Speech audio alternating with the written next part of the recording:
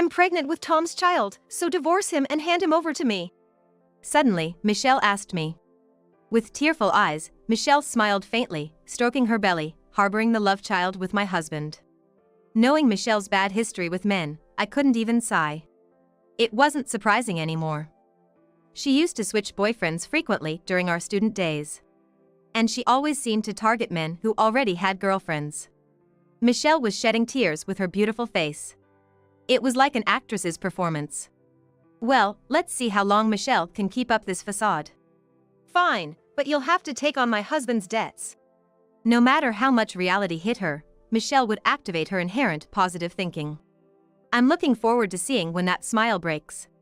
My name is Sally, and I'm 29 years old.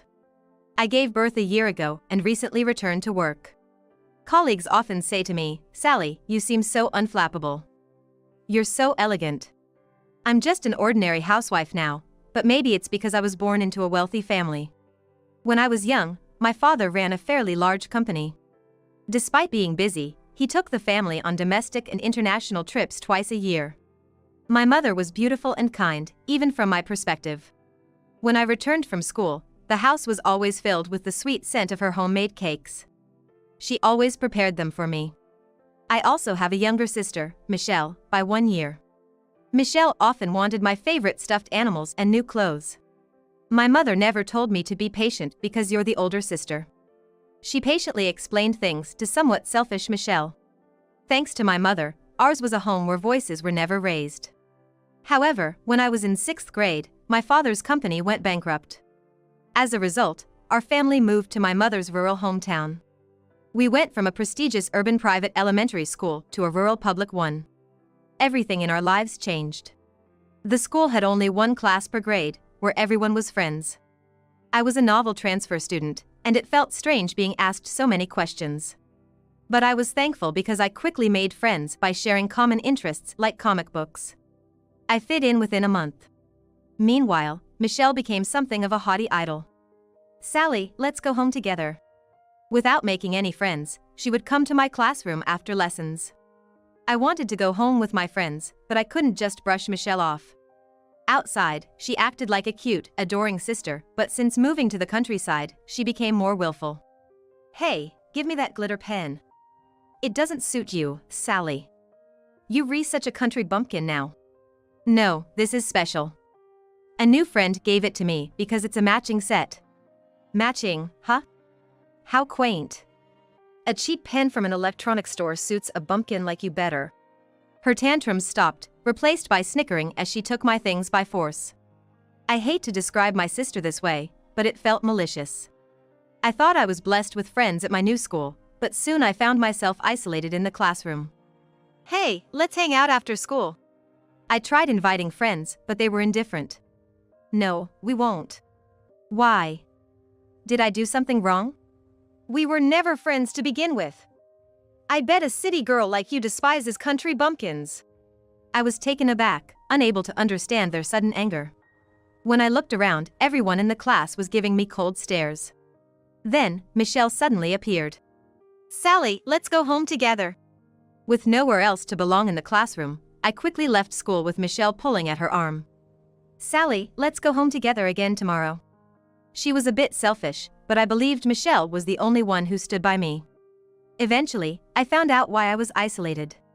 Someone had thrown away the glitter pen, identical to the one I had with my friend, in the school's trash bin. And it was labeled with a permanent marker, calling me a tacky country girl. I didn't do that. I desperately denied it, but thankfully, the teacher believed me and helped mend my friendship.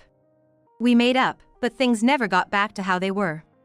Maybe if we were even younger, a simple sorry would have sufficed, but being in elementary school is a tricky age. My classmates accepted me again, but it felt like there was an invisible wall. Did Michelle do it? Michelle was the one who took the glitter pen from me. I couldn't help but suspect that she was the one who threw it away. "What are you talking about?" "I don't know anything." "Maybe it was harassment from the girls you thought were your friends." "Sally, they probably all hate you." No matter how much I pressed, Michelle just smirked and never admitted it. Even after that, weird rumors like me bad-mouthing friends circulated, and Michelle was the likely culprit. Yet, she clung to me with an innocent face, saying I love my Sally, which was frightening. Mom, who I relied on, had started working and was unaware of this situation. I didn't want to worry her with this extra burden. As a result, we were probably seen as loving sisters by others. Michelle didn't make specific friends for a while, but as a middle schooler, she started getting attention from boys. She was demure and mysterious, attracting them. But there was a problem: she would casually date boys who already had girlfriends. Oh, were you dating him? I'm sorry. But it's not like I seduced him. I was just loved. And she would even make taunting comments to the girls who got dumped. As a result, she made enemies of all the girls. But the boys doted on her. I wanted to pretend I didn't know her, but in a small town with only one class per grade, everyone knew we were close sisters. Sally, let's go home together. Strangely, despite having boyfriends and admirers, she always chose to go home with me.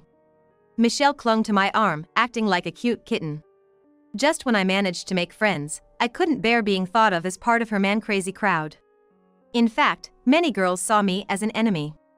I had never even had a boyfriend, but because of Michelle, I felt terribly uncomfortable. Moreover, I was wrong to think boys didn't like me. It turned out Michelle was spreading rumors like my sister is so harsh to me, playing the tragic heroine. To girls, she seemed manipulative, but to boys, she appeared fragile. Wanting to distance myself from Michelle, I went to college in another state and got a job there. I wanted to see our parents, but I only returned home for the holidays because Michelle was there. Socializing, which I thought I was bad at, went smoothly once I was away from Michelle. After dating my first boyfriend for 2 years, we decided to get married. I had always dreamt of a wedding, but I couldn't bring myself to invite Michelle or my hometown friends. My husband, Tom, is a man with strong opinions. He's the opposite of me, who often checks on others, and I was drawn to his brightness and optimism. So you don't get along with your sister? It's not like we don't get along. You clearly don't get along. It's not like you're saying you hate her in front of her. Just be honest. Sally, you're too considerate. Well, from what I heard, your sister sounds like a concentrated version of the worst parts of a woman. No wonder you don't like her. Tom's laughter made my resentment towards Michelle feel a bit lighter. Tom is always smiling. Like when we were forgotten at a restaurant and waited over 30 minutes, he didn't get angry. No way, they forgot us. Sorry, it's okay. All good. Oh, so the meal will be discounted then, right? He dealt with the apologetic waiter with a laugh and ease. Though a bit brazen, Tom's brightness lightened up the mood. It's all good. This is Tom's catchphrase. I worried whether not having a wedding would upset my in-laws. It's all good, as Tom said, they didn't mind.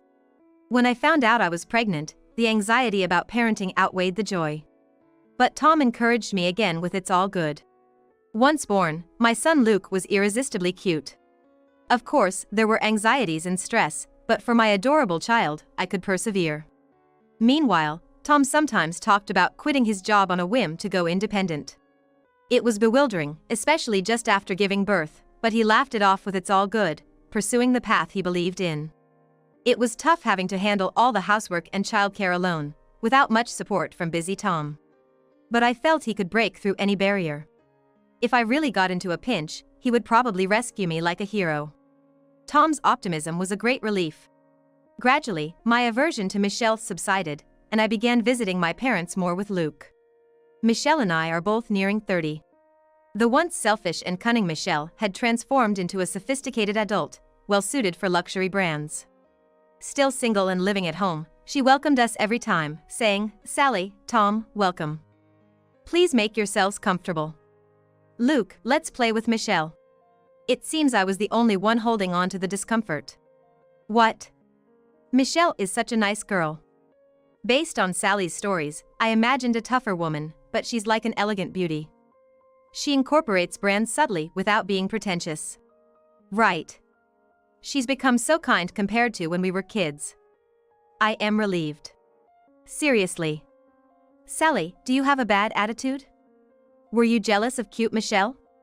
Putting her down won't raise your own stock, you know? Tom's words hurt me, but I reflected on having instilled a bad image of Michelle in him. Sociable Tom quickly became friendly with Michelle and my parents. Wow. Your dad used to run a company? I'm a business owner now. Really? Yeah, I work in distribution. It's a deep field. Trusting my eye for quality goods and hitting big feels amazing. Being an employee just isn't for me.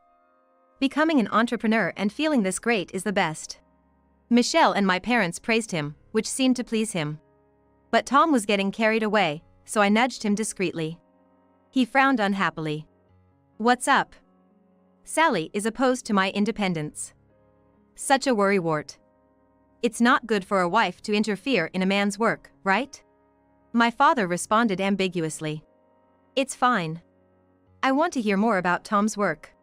Michelle's support led Tom to happily resume his chatter. That's amazing. You're incredible, Tom. Michelle was good at handling men. I felt a bit sick of Tom's attitude. Wanting to be well regarded by Michelle and my parents, Tom was more talkative than usual. The confidence I once liked in him now seemed shallow. The magic of love slowly melted away, and I began to doubt the cool, confident Tom. Unable to watch, I retreated to the next room with a crying Luke. Was it a mistake to look away from them? Michelle and Tom seemed to have grown close. One Sunday, while relaxing with Luke, Michelle suddenly appeared and talked to me. I'm sorry. Please divorce Tom. I'm pregnant with his child. What?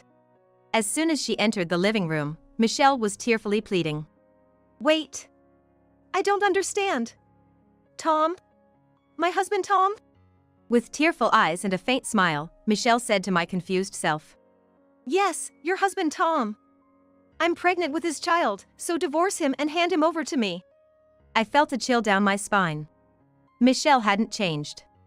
I knew all too well about Michelle's bad history with men, so I couldn't even sigh. I'm not even surprised anymore. Back in our student days, Michelle was always switching boyfriends. And she always targeted guys who already had girlfriends. But I never imagined she'd go after my own husband. How unprincipled can she be? I felt all the strength leave my body, just staring at Michelle emotionlessly. Michelle was crying, her face remarkably beautiful.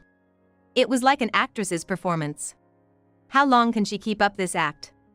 I'm sorry. I never wanted to hurt you, not even a little. It's just that the man who loved me turned out to be your husband. Oh, everything I say just sounds like an excuse. I was wrong, so all I can do is apologize sincerely. I'm sorry for taking away someone so important to you. Spouting such insincere words, Michelle let out more tears. But did Tom really betray me and have an affair with Michelle? As if reading my thoughts, Michelle slightly raised the corners of her mouth. I might have been wrong, but you were too. Tom said so. You don't understand his work. Despite Tom working his fingers to the bone as a businessman, you neglect your duties as a wife and go off to earn some pocket money. Not supporting busy Tom, that's just too much. My husband said that? Michelle slightly lifted her chin in response. Yes. Tom confided in me. He said that ever since you had Luke, you've completely become a mother and neglected being a woman. But I've been trying so hard with work and raising Luke. Before I could finish, Michelle cut me off. Stop it. You're being unseemly. You say you're working hard on child rearing, but Luke is already over a year old. Even now, he's playing by himself. You're even sending him to daycare, so what exactly are you working hard on? This is what Tom told me. Michelle took a breath and looked straight at me. You've relied too much on Tom's kindness. It's no wonder he changed his heart for another woman. I fully understood Michelle and Tom's feelings. I was foolish to believe Tom would help me when it mattered. Did Tom, who dumped all the housework and childcare on me, ever actually help? Now, I'm so used to doing everything alone that I wouldn't be troubled without Tom. I burst out laughing. Oh, so I appeared to be just pretending to care for Luke, huh? Exactly.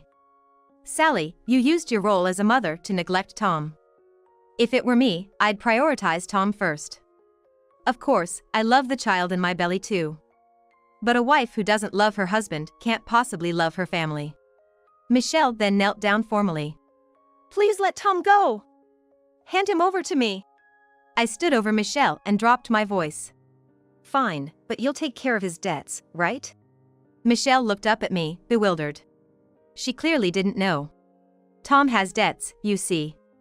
They've ballooned to $120,000 in just 1 year. Michelle's eyes widened like a small animal's, tilting her head. What? You should pay that. No way. It's only right for a husband to pay his own debts. Michelle's previously composed face now furrowed with frustration. Stop it. You're the worst. How far will you leech off Tom? You probably can't forget the luxuries from her childhood and ended up squandering money. I can't believe you racked up so much debt. I interrupted her. Michelle. Were you listening? I said it's Tom's debt. He talks a lot about independence in business, but in reality, he's drowning in debt. What? You mean like a bank loan? I understand that running a business needs a significant sum. $120,000 is nothing. It's a drop in the bucket. It's a loan from consumer lenders. What? Why? Michelle's mouth twitched, deepening the lines on her right cheek. But Tom said he just nailed a big deal recently. He said his work is going perfectly. Oh, right. There was that recent success. You know, with that very famous card game. A glimmer returned to Michelle's eyes. Oh, Tom works in gaming? I'd prefer something more intellectual, but well, it's an era where not just kids but adults enjoy games too. It's promising, right? It seems Tom has only shown the surface. Michelle likely didn't ask for details, not really interested in Tom's inner workings. Tom's amazing, she smiles, probably not even listening to the whole story.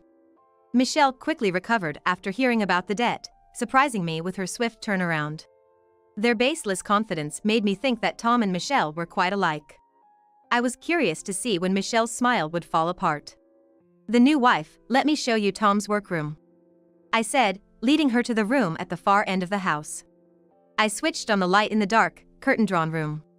The room was overflowing with items, making the walls and floor nearly invisible. What is all this? Books, toys, clothes, games. There was no coherence in the type of items, just a mess. All of these were apparently Tom's precious products. This is Tom's work. Work. This looks more like a storage room. Yes, a storage room. Filled with unsold items. Michelle looked utterly confused. These are unsold products. Tom is into retail arbitrage. Retail arbitrage? Michelle's expression remained clueless. The bright world of flattery she lived in didn't seem to include jobs like this. Haven't you heard about it in the news? Well, it's reselling. Michelle's face twisted in realization. Reselling, as in hoarding tickets for popular concerts and then selling them at unbelievable prices to desperate fans who couldn't get them? Those scalpers. I saw an emotional Michelle for the first time. As a child, she used to hide stationery and posters of famous idols. I don't watch TV, so I don't know the trends. I like ballet, she'd claim, but it seems she had a past of being troubled by scalpers. Tom's a scalper? No way! That's when Tom came home. Probably rushing back after hearing that Michelle was confronting me. Michelle confronted him. Is it true you're a scalper? Tom looked into Michelle's eyes and answered sincerely. What I do is retail arbitrage. I don't know what lies Sally told you, but it's a respectable part of the distribution industry. It's a tough job that requires the ability to foresee market trends. So it's different from scalping? Well, yeah. Tom hugged Michelle, trying to gloss over his hesitant response. Don't worry. I'm gonna make it big in this world. I'll make you happy, Michelle. Tom. It was like a love drama with Michelle as the actress. Her eyes softened. I had to bring them back to reality. Before Tom makes it big, this storage room will probably get there first. They both froze. Tom started retail arbitrage a year ago. This room is filled with unsold items. Can you really sell all of this? Of course, I can sell them. Oh, sure. They'll sell quickly at a recycling shop. But you won't get even half the purchase price, right? Michelle and Tom, still in each other's arms. Tom turned away, his smile straining. Michelle held him tightly, her face like a demon's. For a failing retail arbitrage business, you sure talked big about being an entrepreneur. I was embarrassed just listening next to you. But I'm not an employee. So you say you're an entrepreneur? Hilarious. I couldn't help but laugh aloud. If you were making decent money, fine. But Tom, what are you doing? Just buying things that might sell, and ending up with excess inventory. Buying stuff you can't sell or use, that's just wasting money. Michelle stopped hugging Tom and stepped back. Michelle, it's different. Until now, I couldn't succeed because Sally didn't support my work. But with you, I'll make it. Definitely. We're getting married, right? Tom appealed to her passionately. There's a baby in your belly, right? I'll work harder than ever. Let's get married. Michelle, touched by Tom's passion, nodded, placing her hand on her belly. They hugged again. Tom grinned slyly. What a farce. I was curious to see what would happen when two overly positive thinkers got together. Sally, let's get divorced. Sure. Good luck. Tom and I got divorced immediately. Then he remarried Michelle. Luke and I went back to my parents' house, and Michelle moved into Tom's apartment. By then, her pregnancy was noticeable. We are getting a baby. Mom will be happy, she chirped. However, my parents ignored all of Michelle's attempts to contact them and never met her. Mom and Dad are surprisingly stubborn, huh? Michelle seemed to think that once the baby was born, our parents would change their attitude towards her. She didn't seem too concerned about it. Meanwhile, Tom's marriage wasn't what he had expected. Hey, doesn't Michelle have any money? Just 3 days after their wedding, Tom came to me to confirm this. It appeared that he had always seen Michelle as a wealthy young lady. Since our childhood when our family was affluent, Michelle's demeanor hasn't changed. She couldn't accept the fact that we were no longer wealthy. That's why she distanced herself from her school friends and always acted like she was out of reach. Our family was just an ordinary, if not slightly poor, household. But Michelle always wore high-end stuff. Yeah, but most of those are probably fake. Michelle is a part-time worker. She doesn't have that kind of money. Fake? No way. I thought she was rich and kind, a beautiful woman, unlike Sally who doesn't spoil meat and smells of the common folk. I've been deceived. Tom himself pretended to be a successful entrepreneur with his unprofitable retail arbitrage, so it was a deception on both sides. Michelle probably wanted to take what was mine, but it must have been a marriage for money. She'll soon realize Tom's true nature and regret it. I thought I could be supported by Michelle. Talking about being a good judge of merchandise, and yet you couldn't tell Michelle's brands were fake. Maybe you should quit retail arbitrage and get a real job? Shut up. They looked real. Just like the real thing. Tom, holding his head in frustration, suddenly seemed to have an idea. I could almost see the gears turning in his head. With a mischievous face, he nodded a few times. Maybe I'll try with high-end goods next time. I started to warn him but then held back. What happens to him is no longer my concern. Half a year later, Tom and Michelle came running to our parents' house. Dad tried to turn them away. But they wailed and screamed so loudly it was a nuisance to the neighbors, so we reluctantly let them in. Please lend us some money. It was hard to understand them through their crying, but they seemed to be in financial trouble. They had sold fake brand items as real and were now being demanded refunds by the buyers. Riding high on their successful sales, they had already splurged all the money. We don't have any money to lend you. My dad calmly refused. Dad, your beloved daughter is in trouble. Won't you help her? They're threatening to sue us if we don't refund them right away. Even as Michelle clung to him, Dad sadly shook his head. Why don't you take out a loan? Tom has been doing it for his purchases, so it shouldn't be a problem now. Tom scratched his head. I can't borrow anymore. Incredibly, he hadn't used the earnings to pay off his debts. The fake brand purchases were also on credit, and he had only been paying the interest. I wondered how much his debt of $120,000 at the time of our divorce had ballooned to. I'm glad I divorced. I accidentally said out loud. Michelle lunged at me. What do you mean by that? Why did you push such a debt-ridden man onto me? I'm getting a divorce, I don't need this man. What? Michelle, you were the one excited about selling the fake brands. You practically handled the purchasing and selling, saying it was your forte. Shut up. Tom has no sense in retail arbitrage. I made a profit thanks to me, so be grateful. They were indeed a perfect match. My mother, who had been silent, became Michelle's target. Mom, I had a baby. He's adorable. You want to see your grandchild, right? Lend us some money if you want to see him. No, thank you. Are you discriminating against your grandchild? That's awful. My usually quiet mother finally raised her voice. Enough. You wanted the man Sally had, so it's your responsibility to help him out of debt. You have the nerve to come here after everything. I no longer consider you my daughter. Go live happily with your beloved husband in hell. Mom. Michelle finally broke down in tears. Her beautiful face was twisted and wrinkled with real tears, not acting. My father mercilessly kicked them out of the house. We didn't pay them any attention after that. But we eventually learned of their whereabouts. The police contacted us. Tom was trying to scrape together some money by continuing his small-scale reselling. Compared to the fake brands, the income from reselling was just peanuts, and once they had tasted the bigger profits, it wasn't satisfying anymore. It's because you lie. Why not just sell them honestly as fakes? Great idea. I buy them because they're reasonably priced fakes, after all. The selling price will be a bit lower, but let's make a fortune again. And so, they got back into selling fake brands. After the previous uproar, they refunded the noisy complainers and dodged the rest. Return our money, we'll sue you. Despite these threats, they weren't punished and assumed they were safe. But bad deeds eventually catch up to you. They were finally charged with their crimes.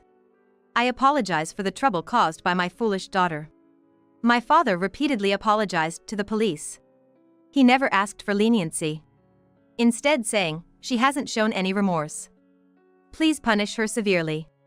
Michelle and Tom claimed they didn't know the items were fake, but the police didn't buy it and they were arrested. With no remorse and no compensation to the victims. They received actual prison sentences. They wailed "I'm sorry" when it was decided, but it was too late. And upon release, they'll still face a mountain of debt. I'm so glad I divorced. I feel this deeply. Tom, who bragged about his distribution acumen, ended up like this. I'm grateful to Michelle for giving me the wake-up call. I still live at my parents' house. I haven't remarried, but Luke now has a little brother. We took in Michelle's child. We're not wealthy, but without wasteful pretenders as parents, we manage just fine. By the way, I'm no longer told Sally, you seem like you wouldn't get angry by my colleagues. Handling two rambunctious boys leaves no room for calm. Luke is 5, Michelle's child is 3. Every day is incredibly noisy, it's almost maddening. Stop fighting all the time. When I turn into a demon, the two stop their quarreling. Look at each other, and run away as fast as they can. They know that jumping into their grandmother's arms is a safe zone. Well, so full of energy, my mom says, patting their heads. I'm the one to get angry, and grandma's the one to spoil them. The kids are innocent, so I've decided to raise them equally. They don't have to be outstanding or rich, just kind-hearted adults. Now, my throat is hoarse from all the yelling. Want some honey candy? The kids ask, offering candies in their little hands. Thank you, you're so kind. They smile shyly. They may be wild and noisy, but they're my adorable children.